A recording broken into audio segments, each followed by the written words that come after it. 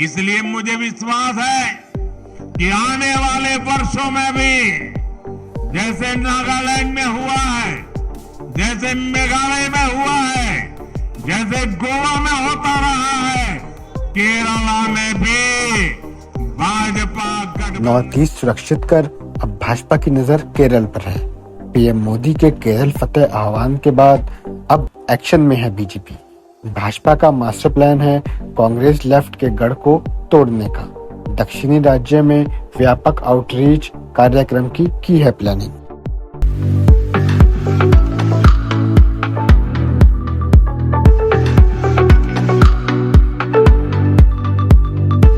पूर्वोत्तर को सुरक्षित करने के बाद अब बीजेपी की निगाहें वामपंथी और कांग्रेस के गढ़ माने जाने वाले दक्षिणी राज्य केरल पर टिकी है।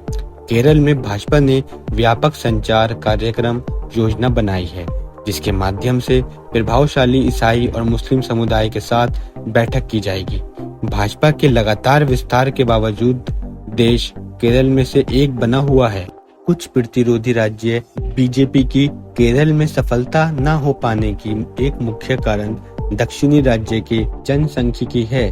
केरल की आबादी के लगभग 45% ईसाई और मुस्लिम समुदाय भाजपा के लिए वोट नहीं देने वाले माने जाते हैं।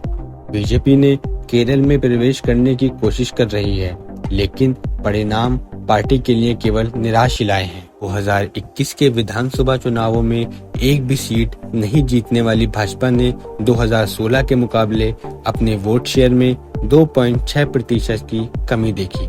राज्यों में अल्पसंख्यकों विशेष रूप से ईसाइयों के प्रतिशत को देखते हुए पार्टी अपने वोट शेयर को बढ़ाने के लिए आउटरीच को तेज करना चाहती है। 2019 की लोकसभा चुनाव में राष्ट्रीय मोदी लहर के बावजूद भी बीजेपी को केरल में कोई सफलता नहीं मिली, लेकिन बीजेपी की उत्तम ग्रोथ पूर्वोत्तर में, जहां ये 10 साल पहले अनुपस्थित थी, ने पार्टी को बड़ी सफलता दी है। भाजपा की हाल ही की विधानसभा चुनावों में उत्तर पूर्व में दिखाई देने वाली भाजपा ने पीएम मोदी जी को प्रेरित करके केरल को अपना अगला लक्ष्य बनाया है। कांग्रेस और लेफ्ट की संघर्षपूर्ण राजनीति को उजागर करते हुए पीएम मोदी जी ने कहा कि अब भाजपा के कर्मचारियों को उनकी पोल खोलने का समय आ गया है। प्रकाश जावड़ेकर ने कहा कि पार्टी विकास एजेंडे पर ध्यान केंद्रित करेगी और भाजपा के बारे में विपक्ष की झूठी धारणाओं को उजागर करने के लिए काम करेगी। मोदी जी ने कहा, केरल की जनता देख रही है कि कैसे लेफ्ट और कांग्रेस अन्य राज्यों में मिल बांट कर गठबंधन कर रहे हैं, लेकिन केरल में एक दूसरे से लड़ते दिखाई देते हैं।